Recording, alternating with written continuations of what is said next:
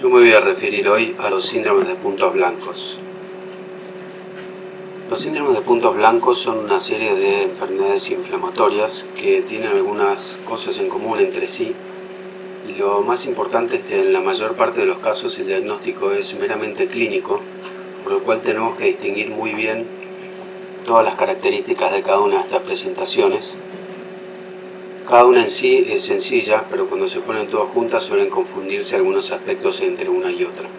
Así que voy a ilustrar con algunos casos para ir reconociendo a estas entidades.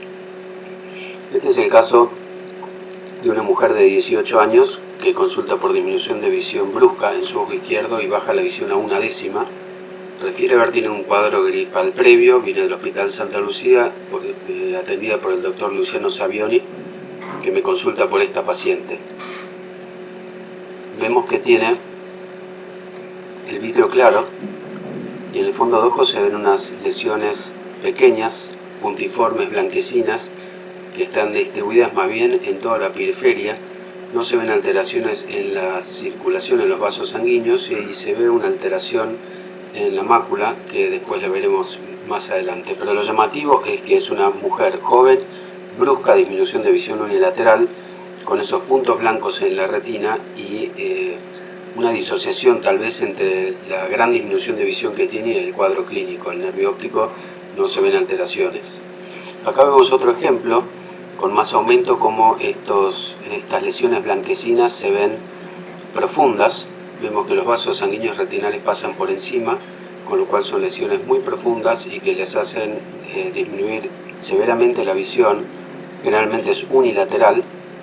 Acá vemos con más aumento como estas lesiones blanquecinas, en este caso están más localizadas en el polo posterior y en la media periferia.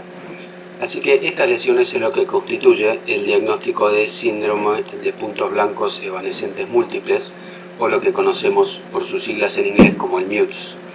El MUTS se caracteriza por esto mismo, por tener estas lesiones blanquecinas, que si uno la mira con mucho aumento podrían ser pequeñas lesiones que son confluentes, pero también profundas en la retina con el vítreo claro.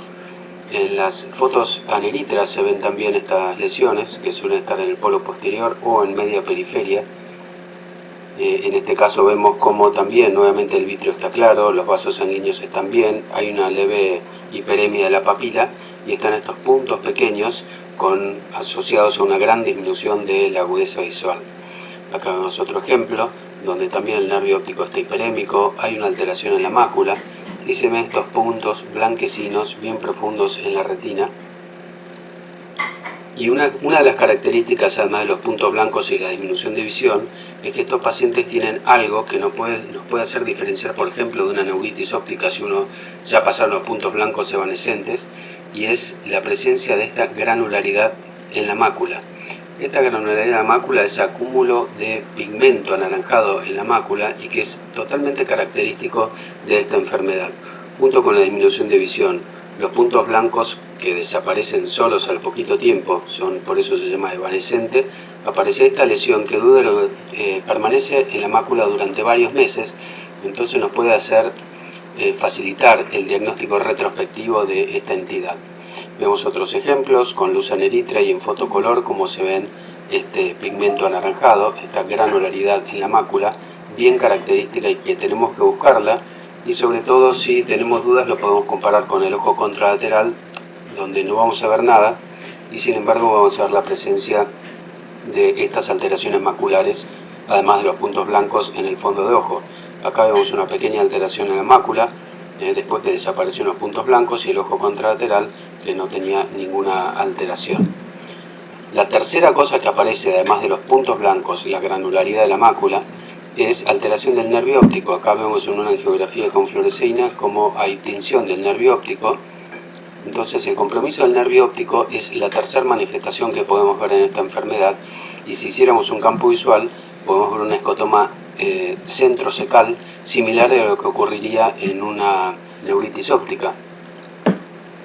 Por eso también es importante, siendo mujeres jóvenes, la neuritis óptica idiopática es un diagnóstico diferencial a tener en cuenta, sobre todo si nos perdemos la etapa donde están los puntos blancos, pero siempre tendremos la granularidad de la mácula y los estudios del campo visual para poder confirmar este diagnóstico.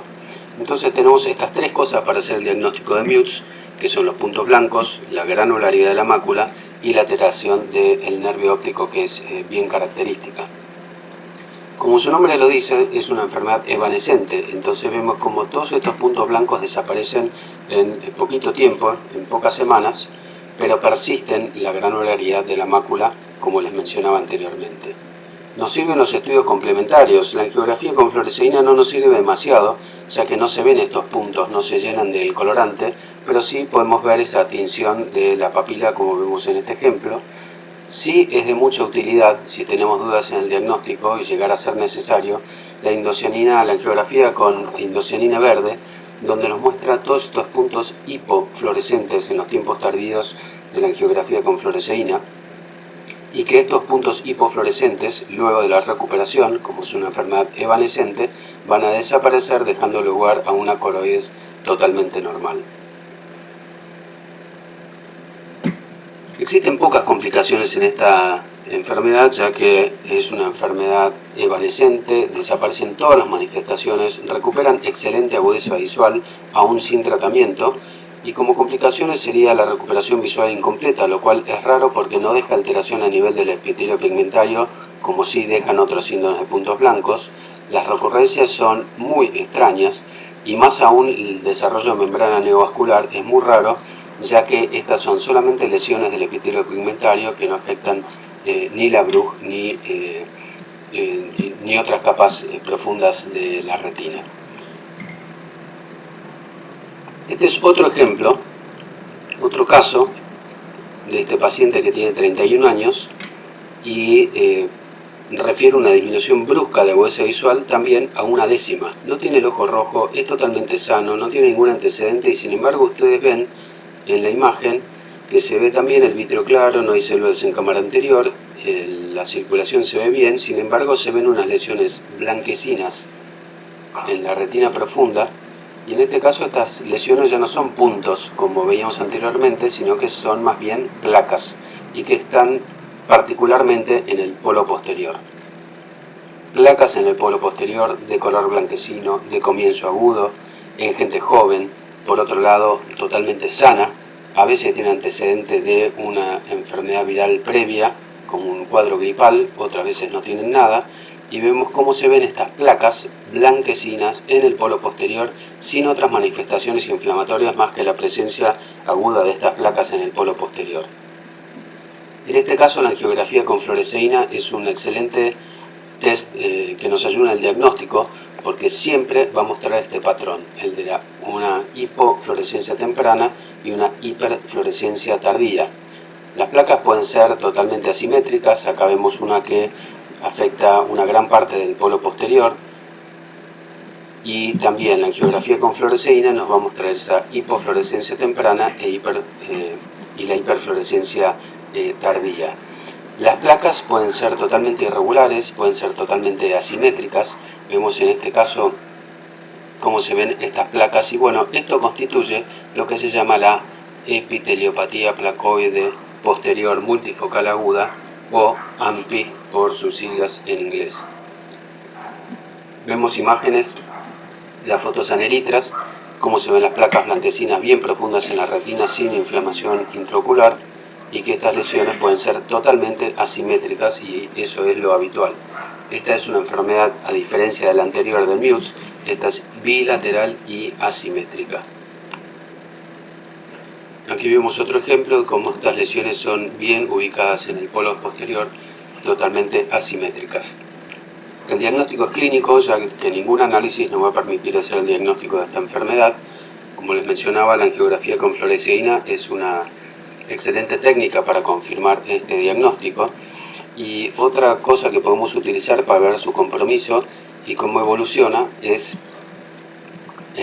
la autofluorescencia, que nos va a mostrar lesiones hiperautofluorescentes cuando la lesión está activa, y se van a convertir en hipoautofluorescentes con la evolución, dejando una alteración a nivel del epitelio pigmentario que va a quedar para siempre, aunque a pesar de eso tengan una excelente recuperación de la agudeza visual. Acá vemos entonces las lesiones asimétricas bien ubicadas en el polo posterior. vemos cómo la angiografía con fluoresceína nos va a mostrar la hipofluorescencia temprana y la hiperfluorescencia tardía. Acá vemos otro ejemplo de lo mismo, con mucho aumento, donde se ven claramente cómo es la evolución de estas lesiones en la fluoresceína. Otro ejemplo donde este paciente que tenía estas lesiones en forma unilateral y se ve el mismo comportamiento en la fluoresceína. Si hiciéramos una angiografía con indocerina, mostraría hipofluorescencia todo a lo largo del estudio, con lo cual no ayuda demasiado en el diagnóstico, y la tomografía de coherencia óptica, la OCT, nos va a mostrar alteración en las capas profundas de la retina.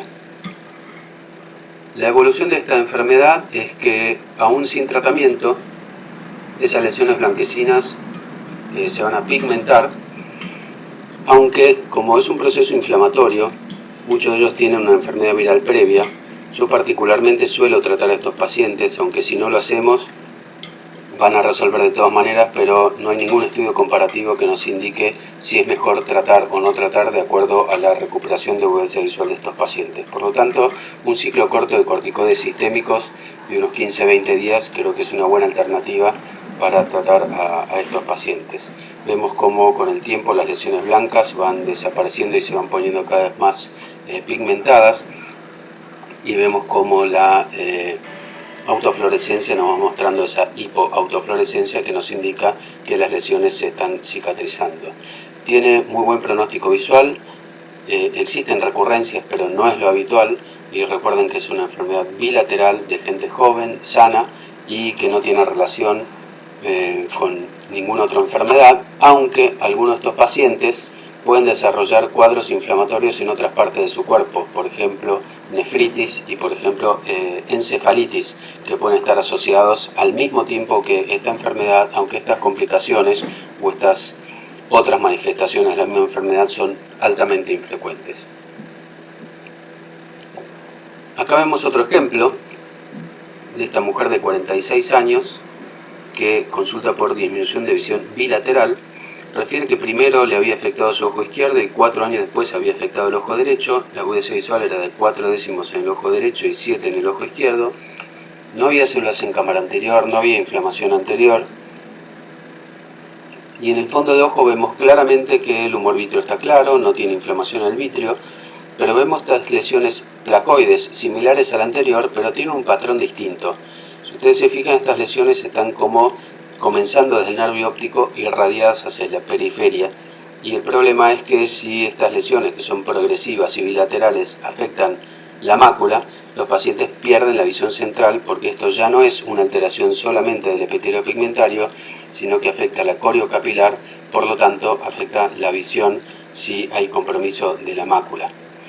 Entonces acá se ve una foto aneritra donde se ven todas estas lesiones partiendo desde el nervio óptico irradiadas hacia la periferia, y si comprometen la mácula pierden la visión central. Esto es lo que se denomina coroidiopatía serpiginosa.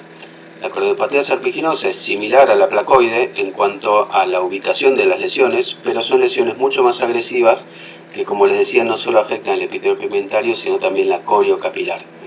Y también es una enfermedad que es bilateral y totalmente asimétrica puede ser también. Años después pueden aparecer las manifestaciones en el ojo contralateral.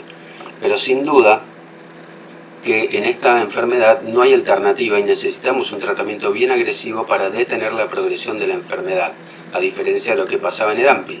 Acá tenemos que, aunque el paciente vea 10 décimas, tenemos que hacer un tratamiento para que no progresen estas lesiones, porque sabemos que es una enfermedad que transcurre con exacerbaciones y remisiones.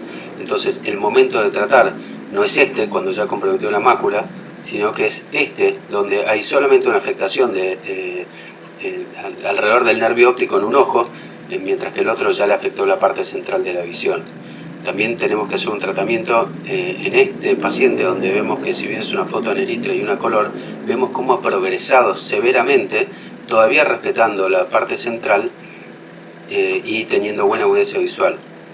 Este paciente recibió tratamiento inicialmente con ciclosporina, que no le hizo ningún efecto, y posteriormente un tratamiento que solía hacer hace mucho tiempo con agentes alquilantes, en este caso con clorambucil, que detuvo su enfermedad y nunca más tuvo progresión, pudiendo conservar por suerte las 10 décimas de visión en ambos ojos, pero con un gran compromiso en este ojo izquierdo. Y acá les muestro otro paciente donde inicialmente tenía afectado el ojo derecho. Ven que en el 2003 no tenía nada en el ojo izquierdo, por eso les decía que es asimétrica. En el 2006 aparece esa lesión blanquecina que parece nasal al nervio óptico, no le afecta la visión, y a pesar del tratamiento con corticoides, azatioprina y ciclosporina, ven una gran progresión. Terminó tratado con ciclofosfamida por vía oral, y finalmente en 2018 pudo detenerse la progresión de la enfermedad y afortunadamente conservando las 10 décimas de visión en este ojo. Vemos otros ejemplos donde, como la lesión donde se ve arriba el ojo izquierdo, que inicialmente afectaba solamente la mácula, raro porque suele aparecer desde el nervio óptico y luego hizo el compromiso del nervio óptico. Y en el ojo derecho también vemos un gran compromiso que fue progresando a lo largo del tiempo. La angiografía con fluoresceína nos sirve solamente cuando están activos y vemos que los bordes de la lesión se ponen hiperfluorescentes, y nos muestra cómo se ven todos los vasos coroideos por esa atrofia de la coriocapilar que tienen estos pacientes, además de la alteración del epitelio pigmentario. Claro, no queremos que aparezca esto. Este paciente ya tiene una reducción de la visión central significativa y no va a volver a recuperarla. Por lo tanto, cuando tenemos una coroidopatía serpinginosa, definitivamente necesitamos hacer inmunosupresión, cuanto antes mejor. Antiguamente lo que se utilizaba era lo que se llamaba la triple terapia de corticoides, ciclosporina, azatioprina. Luego habían reportes que la ciclosporina podía funcionar sola, algunos reportes donde los alquilantes pueden tener una excelente remisión de la enfermedad en estos pacientes.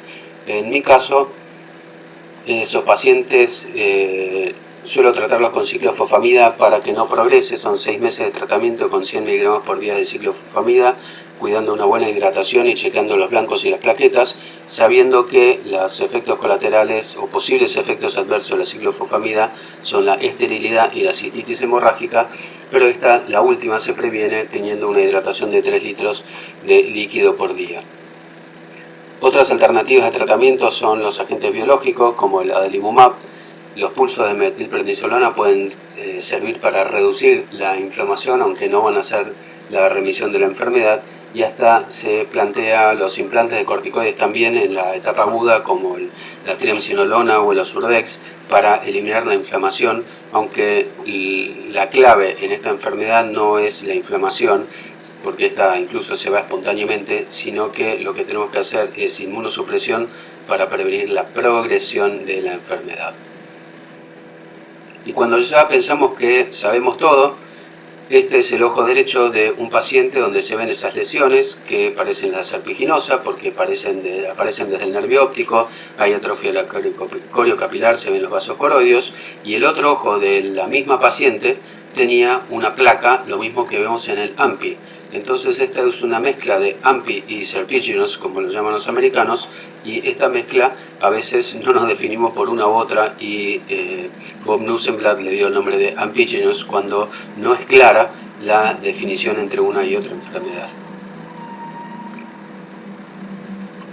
Entonces, acá vemos en esta enfermedad, en este paciente, donde las lesiones tiene una muy buena agudeza visual a pesar de todo el compromiso, y vemos que en el mismo paciente hay lesiones que no afectan la coriocapilar y otras que sí afectan la coriocapilar, con lo cual este paciente tendría un amphigenous unilateral. No nos decidimos de qué enfermedad se trata. Esta es otra entidad, un poquito diferente a las anteriores por el compromiso que tiene. Este hombre de 35 años, oriundo de Chile, trabajando en Buenos Aires, consulta un día por miodesopsias en ambos ojos. Al examen la agudeza visual no era mala, tenía 10 décimos de un ojo y 9 décimos del derecho y 10 del izquierdo. No había células en la cámara anterior, pero cuando miramos el fondo de ojo vemos lesiones blanquecinas bastante diferentes a lo que veíamos hasta ahora. Acá las lesiones tienen un predominio a nivel nasal, son lesiones no tan grandes como veíamos recién, son lesiones más bien como si siguieran los vasos coroideos radiados hacia la periferia desde el nervio óptico. En general no tienen mucho compromiso del polo posterior. Sin embargo, estos casos sí se asocian, por lo que refería este paciente, con inflamación intraocular. Entonces el vítreo estaba más comprometido en el ojo derecho, eso se quejaba de las miodesopsias, y además de tener vitreitis, estos pacientes suelen tener papilitis, vasculitis, que genera edema macular cistoideo. Acá vemos otro ejemplo donde hay mucha vitreitis, están las lesiones a nivel nasal. Otro ejemplo donde están las lesiones a nivel nasal con menos vitreitis que el anterior, y esto es lo que ya reconocieron como la retinocoroideopatía perdigonada o enfermedad de Birdshot, como lo describen los americanos. Es una enfermedad que siempre es bilateral, puede ser asimétrica, un ojo disminución de visión, el otro no, pero además de tener estas lesiones blanquecinas en el sector nasal, que es lo menos importante de esta enfermedad, nos sirve para reconocerla, pero lo que realmente les produce disminución de agudeza visual es la vitreitis, la papilitis, la vasculitis y el edema macular. Entonces eso es lo que tenemos que buscar. Las lesiones blanquecinas se ven muy bien al principio de la enfermedad y luego con el tiempo estas lesiones suelen atrofiarse y no ser tan características como vemos en estas imágenes. Vemos este paciente donde en el ojo derecho las lesiones se ven bien y en el ojo izquierdo empiezan a desaparecer, o este paciente donde las lesiones no son tan claras en el ojo derecho, sí en el ojo izquierdo, y con el tiempo vemos esa gran atrofia que producen. En este caso sigue viéndose el mismo patrón de lesiones, pero ya mucho más atróficas y con lesiones después de muchos años severas que se ven bien en la autofluorescencia. Acá vemos entonces como paciente es una enfermedad que transcurre con exacerbaciones y remisiones. Vemos que el mismo paciente no tenía vitreitis, luego tiene una vitreitis muy significativa. Acá vemos otro ejemplo donde está muy borrado el fondo de ojo, se ven alteraciones vasculares, alteraciones del calibre. La angiografía con fluoresceína de estos pacientes nos puede mostrar que los puntos blancos en realidad no se traducen demasiado, no hay tinción, pero así vemos una papilitis en este paciente que le puede generar disminución de agudeza visual. Y otra de las características que le mencionaba es que estos pacientes suelen tener una vasculitis exudativa, no oclusiva, que tiene este aspecto como ven ahí y que es la responsable del edema macular cistoideo que les va a dificultar la agudeza visual. Vemos en este ejemplo tinción de los vasos, en este caso más de las venas que de las arterias, y vemos en este otro ejemplo un edema difuso, difícil de tratar, difícil de recuperar la agudeza visual. Por lo tanto, esta enfermedad, por todo el compromiso inflamatorio, también requiere de tratamiento con corticoides, inmunomoduladores o inmunosupresores, dependiendo del caso, ya que ni una enfermedad de Birdshot es igual a la otra. Acá vemos otros ejemplos de cómo están afectados los vasos sanguíneos, el vítreo y el calibre venoso, en este caso por esta inflamación que les repito no es oclusiva sino que es exudativa. Con respecto al tratamiento, les decía que hay una gran diferencia entre un paciente y otro. La observación no es lo más habitual en estos pacientes, casi todos los pacientes necesitan algún grado de tratamiento, que será con corticoides en general sistémicos para empezar. Se pueden utilizar corticoides perioculares o intraoculares para tratar el edema macular cistoide como rescate para luego mantener al paciente sin inflamación y que no vuelva a tener el compromiso retinal inflamatorio que le genere el edema macular ni la papilitis. En general se usan corticoides sistémicos. Estos corticoides sistémicos pueden funcionar solo a baja dosis, pero en general necesitan de alguna otra droga ahorradora de corticoides para mantener el paciente libre de inflamación durante largo tiempo. Para ello hoy día mi elección inicial es el metotrexato, por lo que todos conocen que es una droga económica que se da una vez por semana y que es excelentemente tolerada en dosis de 15 miligramos por lo menos en adelante y hasta 25 para poder controlar esta enfermedad. De no funcionar el metotrexato, la alternativa siguiente es el micofenolato, que es una droga que se da todos los días, suele ser menos tolerada que el metotrexato, pero más efectiva en las dosis diarias. Y cuando todo esto no funciona, los agentes biológicos como el adalimumab son buenas alternativas de tratamiento para controlar el cuadro inflamatorio. Incluso hay reportes actuales donde el tocilizumab, otro de los agentes biológicos, puede ser útil ya que tiene mejor efecto para controlar el edema macular cistoideo. Así que enfermedad de Birdshot, presentación característica. Lo único que vamos a ver en el laboratorio es un HLA-A29 positivo que nos confirma la enfermedad ya que está presente en más del 96% de los casos. Luego la angiografía con fluoresceína nos va a servir mucho para el diagnóstico, como también la OCT para ver el edema macular. Y cuando el paciente está libre de inflamación o creemos que está libre de inflamación, a veces hay una inflamación silente que uno tiene que chequear, y para eso utilizamos o el electroretinograma o los campos visuales seriados, donde nos van a decir que si bien la agudeza visual está bien y no vemos inflamación activa, tal vez haya un daño progresivo de esta enfermedad y tenemos que chequearlo de esa manera. Acá les presento otro caso, una paciente de 30 años que es miope, joven, disminución brusca de visión de su ojo derecho, y además refiere que ya tenía una maculopatía en el ojo izquierdo.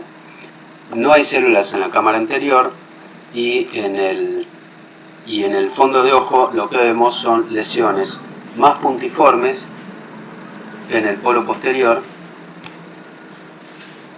Se ven estas lesiones blanquecinas puntiformes solamente en el polo posterior, no hay lesiones en la periferia, son lesiones pequeñas, bien profundas, y en realidad las lesiones no es lo que causan la disminución de visión, sino que es la complicación de estas lesiones, como es la formación de membrana neovascular, que en este caso se ve claramente en la angiografía con fluoresceína. Las lesiones pueden ser escasas, las lesiones pueden ser pocas o pueden ser múltiples, pero siempre están ubicadas en el polo posterior, y la complicación que produce la disminución de visión, como vemos en este caso una hemorragia macular, es la presencia de una membrana neovascular coroidea. Esto es lo que se denomina coroideopatía punctata interna, o PIC por su resumen, por sus siglas en inglés. Y acá vemos de vuelta estas lesiones que están en el polo posterior, a veces se ven como collares de perlas un poquito más alejadas, y nuevamente la disminución de visión en este caso es por la formación de una membrana neovascular. Esta membrana neovascular suele tratarse, como siempre tratamos las membranas neovasculares actualmente, con la utilización de antiangiogénicos. El pronóstico suele ser bueno si llegamos a tiempo, en este caso ya es una gran cicatriz y las lesiones después de muchos años suelen agrandarse, y lesiones como esta, donde se ve la membrana neovascular que demostré anteriormente, suelen tener un excelente pronóstico. Eso es lo que le dije yo a esta paciente, y hicimos un tratamiento con antiangiogénicos y se resolvió, pero volvió a aparecer. Y haciendo un poco corto el cuento, es que después de 18 aplicaciones de antiangiogénicos, algunas de ellas combinadas con corticoides y algunas de ellas combinadas con triple terapia, además hizo terapia fotodinámica, era la época donde se hacía, pero bueno, luego de 18 aplicaciones y muchas de ellas combinadas, logramos controlar la enfermedad, y por suerte con un buen resultado visual, ya que a pesar del aspecto horrible que tiene el fondo de ojo, esta paciente tenía una visión de entre 7 y 8 décimas. Diferente, acá vemos lesiones que están en el polo posterior con membrana neovascular, y vemos lesiones que son más periféricas y también tienen membrana neovascular. Entonces acá el principal diagnóstico diferencial de esta enfermedad, y lo hacemos por la localización de las lesiones, es que en uno tenemos lo que se llama coroidopatía punctata interna, o PIC, y en el otro tenemos el síndrome de presunta histoplasmosis. Se llama presunta histoplasmosis porque no se puede mostrar que el histoplasma capsulatum sea la causa de esto, y las dos enfermedades tienen en común que el vítreo está claro. Hay lesiones en sacabocado, los famosos histospots. Los dos tienen membrana neovascular, dos pueden tener atrofia peripapilar, pero en un caso las lesiones se ubican solamente en la mácula y en el otro caso las lesiones son periféricas y maculares, y como complicación ambas tienen el desarrollo de membranas neovasculares, que es en definitiva lo que produce la disminución de la agudeza visual. Y acá tenemos el síndrome de presunta histoplasmosis que les mencionaba anteriormente, con estas lesiones coroideas en la periferia, pero sin inflamación intraocular. Pero podemos ver casos muy similares que además tienen inflamación intraocular. Muchas células en el vítreo pueden tener edema macular, papilitis y hasta uveitis anterior, y esto es lo que se denomina coroiditis multifocal con panuveitis, o MCP también de acuerdo con las siglas en inglés. Entonces acá se ve claramente este paciente que tiene atrofia peripapilar, que tiene el vítreo claro y que tiene lesiones periféricas, y es lo que llamamos histoplasmosis, y acá vemos un caso exactamente igual, donde tiene atrofia peripapilar, donde tiene lesiones periféricas, pero tiene inflamación en el humor vítreo. Entonces esto ya no es síndrome de presunta histoplasmosis, sino esto es lo que se llama coroiditis multifocal con panuveitis. La coroiditis multifocal con panuveitis hay que pensarla, porque si no la pensamos no vamos a hacer nunca el diagnóstico, y nuevamente los análisis de laboratorio no nos sirven mucho para identificar esta enfermedad, tenemos que identificar estas lesiones que suelen estar en la parte inferior, en el sector nasal, que son pequeñas, que son como en sacabocado. Inicialmente pueden ser solamente lesiones blanquecinas, como vemos acá, y tal vez pueden ser muy escasas y uno no pretenda encontrar un número grande de estas lesiones para hacer el diagnóstico de choroiditis multifocal con panuveitis. Esta enfermedad, que yo les decía que suele pasar desapercibida, en mi práctica la veo más frecuentemente todavía que el Versot, que el AMPI y que la serpiginosa, con lo cual tenemos que pensarla. Tenemos que pensar en vitreitis, tenemos que pensar en las lesiones, que pueden ser pocas o muchas, en el sector nasal y en la parte inferior, a veces muchas, a veces escasas, totalmente asimétrico. Acá están las lesiones que después de un tiempo se hacen bien atróficas, similar a lo que vemos en la histoplasmosis, pero a diferencia con inflamación intraocular. El polo posterior puede estar bien, ahí se ven alteraciones por la edad, porque estos pacientes suelen ser puede aparecer a cualquier edad, pero más comúnmente lo vemos en personas arriba de los 50 años, con lo cual nos llama la atención que a esa edad comiencen con un cuadro de uveitis. Acá vemos que son pocas las lesiones en el sector nasal, acá la vemos con mucha vitreitis y unas lesiones mucho más nuevas, como se ve ahí en el sector nasal inferior. Todavía no son atróficas porque esta enfermedad acaba de empezar, pero tiene mucha vitreitis. El tratamiento de esta enfermedad, como es una enfermedad inflamatoria, necesitamos tratamiento y la mayoría de estos pacientes van a necesitar corticoides sistémicos. Se pueden utilizar también perioculares o intraoculares, como les mencioné anteriormente, para los rescates del cuadro inflamatorio, y muchos de ellos, además de los corticoides, van a necesitar un ahorrador de corticoides, ya que con pequeñas dosis de corticoides no alcanzamos a controlar la enfermedad. Y en este caso se ve también que aquellos que necesiten una cirugía de catarata se van a beneficiar con una vitrectomía, ya que estos pacientes, al igual que lo que pasa con la pars planitis, pueden curarse cuando uno les hace la cirugía combinada. Acá tenemos un ejemplo donde este paciente tenía además de la vitreitis, tenía edema macular cistoide, recibió tratamiento con triamcinolona y metotrexato intravítero, además de su tratamiento con baja dosis de corticoide sistémico, y logró resolver el edema macular y la inflamación intravítrea. Y acá vemos un paciente que tenía mucho más inflamación con corticoides orales e intravítreos. Se logró controlar la inflamación, y vemos a esta paciente que por tener catarata se realizó una cirugía combinada, y luego de la cirugía vemos como el cuadro queda limpio, las lesiones se ven un poquito más atróficas, y la realidad es que nunca más requirió tratamiento. Este es el otro ojo de la misma paciente, donde luego del tratamiento combinado de faco y vitrectomía logró controlar la inflamación sin requerir más tratamiento sistémico, ni corticoides, ni inmunomoduladores por largo tiempo. Así que la conclusión de la choroiditis multifocal con panuveitis es que es una enfermedad infrecuente, más común en mujeres, puede aparecer a cualquier edad y se caracteriza por la presencia, además de los focos de choroiditis, de tener vitreitis, edema macular y hasta uveitis anterior. El diagnóstico es totalmente clínico de esta enfermedad, porque no hay ningún análisis que nos permita hacer el diagnóstico, sino que es el diagnóstico clínico. Lo que sí tenemos que tener en cuenta que enfermedades sistémicas similares, como son la sarcoidosis y la tuberculosis, nos pueden dar lesiones similares, sobre todo la primera. Entonces, en este caso, por más que no haya análisis de laboratorio que la confirmen, debemos descartar sarcoidosis como causa alternativa para la choroiditis multifocal con panuveitis, y eso lo vamos a hacer pidiendo una enzima convertidora en angiotensina y pidiendo un TAC de tórax para ver si hay ganglios en mediastino que nos ayuden en el diagnóstico, o buscando granulomas en otra parte del cuerpo. Así que los diagnósticos diferenciales, como vimos recién, están en la histoplasmosis porque tienen el mismo de lesiones, pero la histoplasmosis no tiene inflamación intraocular. Están con el PIC, pero el PIC no tiene inflamación intraocular y las lesiones son en la mácula. La sarcoidosis puede dar un cuadro exactamente igual. De hecho, muchas veces me pasa que veo un cuadro que parece una choroiditis multifocal, aparece la enzima convertidora elevada, aparecen ganglios en el mediastino, sin embargo el paciente no tiene otras manifestaciones de sarcoidosis más que la ocular, y quedará con el tratamiento apropiado para su compromiso ocular. En zonas más endémicas, la tuberculosis también puede dar cuadros similares, y rara vez el linfoma.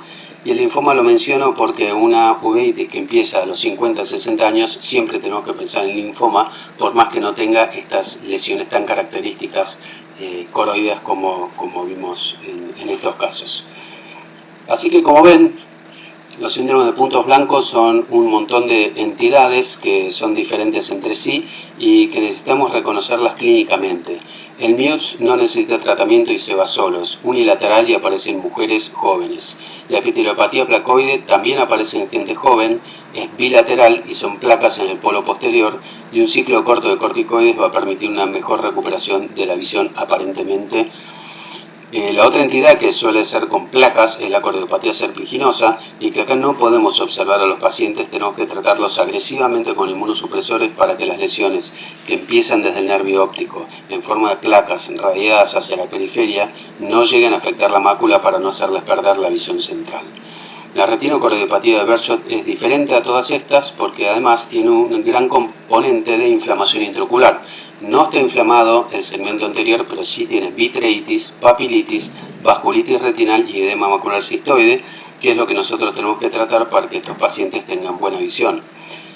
Luego aparecen otras como la cordiopatía punctata interna, que aparece en una tríada, mujeres, miopes y jóvenes, en la zona macular, y cuyo complicación es, y en realidad lo único que tenemos que tratar, es cuando aparece una membrana neovascular. Rara vez estos pacientes necesitan tratamiento con corticoides o inmunosupresores. Similar al PIC, pero afectando la parte periférica, está el síndrome de presunta histoplasmosis, donde se ven los histospots, la atrofia peripapilar, el vítreo claro por definición, y la complicación más común, el desarrollo de membrana neovascular, que se tratará con antiangiogénicos. Y similar a la histoplasmosis, pero con inflamación intraocular, es el cuadro conocido como coroiditis multifocal con panuveitis. Les recuerdo que todos estos necesitan un diagnóstico con lo que vemos en el fondo de ojo. Los estudios de laboratorio no nos ayudarán mucho.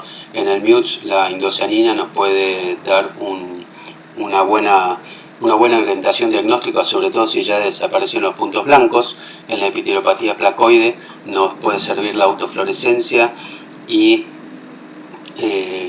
la angiografía con fluoresceína para demostrar esa hipofluorescencia temprana e hiperfluorescencia tardía. En la cordiopatía serpiginosa la autofluorescencia es clave para distinguir cuándo está activo y cuándo está inactivo por la hiper y la hipoautofluorescencia. La retinocordiopatía de Behçet podemos solicitar el HLA-A29, además de la angiografía o la OCT, para ver las manifestaciones del compromiso retinal. En el PIC, en la histoplasmosis, solo necesitaremos la OCT para hacer el diagnóstico de las membranas neovasculares, y en la coroiditis multifocal con panuveitis, fundamental descartar la sarcoidosis con la enzima convertidora y la TAC de tórax. Bueno, este es un pantallazo entonces del síndrome de puntos blancos. Recuerden esta clase, que es como un atlas mostrándole todas las lesiones características, y espero que las puedan reconocer en el futuro. Muchas gracias.